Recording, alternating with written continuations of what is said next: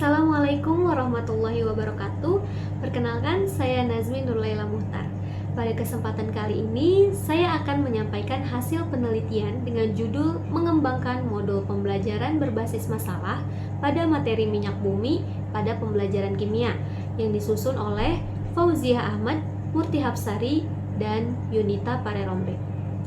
Pada PowerPoint ini memuat pendahuluan, metode, hasil, dan juga kesimpulan yang nantinya akan saya bahas satu persatu. Bagian pertama yaitu pendahuluan.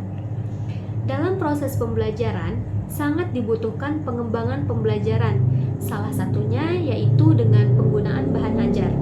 Bahan ajar mempunyai peranan dalam menguatkan proses pembelajaran, yaitu untuk meningkatkan pembelajaran yang lebih menarik dan memotivasi. Oleh karena itu, diperlukan bahan ajar yang dapat memperlancar proses pembelajaran, sehingga siswa dalam kegiatan belajar memperoleh hasil yang baik.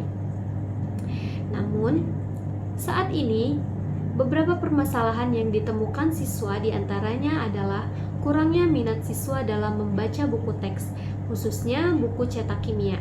Hal ini mendorong peneliti tertarik untuk meneliti kriteria kelayakan dan kepraktisan pembuatan modul berbasis PBL atau Problem Based Learning agar siswa dapat menyelesaikan permasalahannya.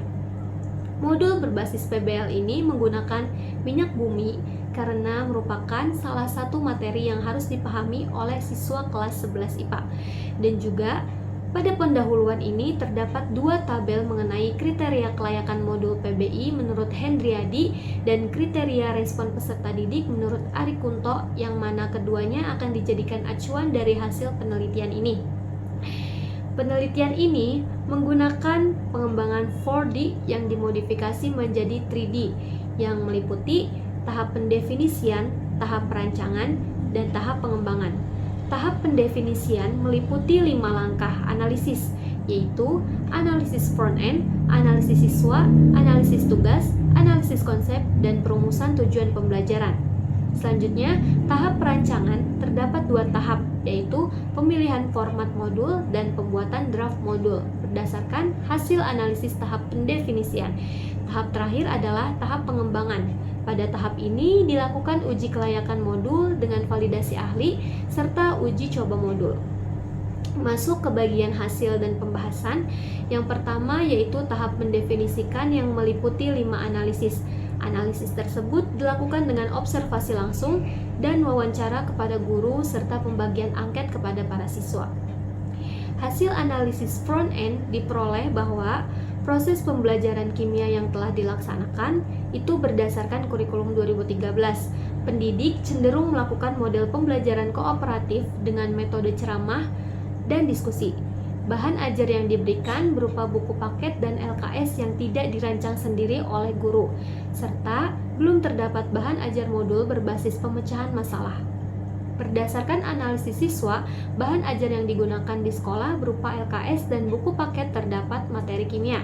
Namun, tampilan bahan ajar tersebut menyulitkan siswa dalam memahami materi kimia. Yang kedua, yaitu tahap perancangan. Dilakukan berdasarkan hasil analisis pada tahap pendefinisian. Format modul dibagi menjadi 3 bagian, yaitu sebelum memulai materi, saat memberikan materi, dan setelah memberikan materi. Judul, kata pengantar, daftar isi, peta konsep, tahapan PBL, dan pendahuluan mendahului penyajian materi. Setelah pemaparan materi meliputi evaluasi, kunci jawaban, glosarium, dan daftar pustaka. Tahap ketiga yaitu tahap pengembangan yang terdiri dari analisis validitas modul dan uji coba modul. Analisis validitas modul dinilai oleh 2 orang validator, yaitu dosen pendidikan kimia dan guru mata pelajaran kimia. Penilaian oleh validator memperoleh skor validitas sebesar 0,854 dengan kriteria valid signifikan. Kriteria yang diperoleh sangat layak melalui tabel di pendahuluan di mana nilai tersebut berada pada rentang 0,8 hingga 1. Kemudian hasil respon siswa memperoleh persentase sebesar 77,52% yang dapat dilihat pada tabel di samping. Hasil ini juga mengacu pada tabel yang ada di pendahuluan di mana persentase tersebut berada pada tingkat kelayakan yang praktis. Sehingga dapat disimpulkan Modul kimia berbasis Problem Based Learning atau PBL pada materi minyak bumi dinyatakan sangat valid atau sangat layak untuk dilaksanakan sebagai bahan ajar dengan persentase kepraktisan sebesar 77,52%. Sekian yang dapat saya sampaikan.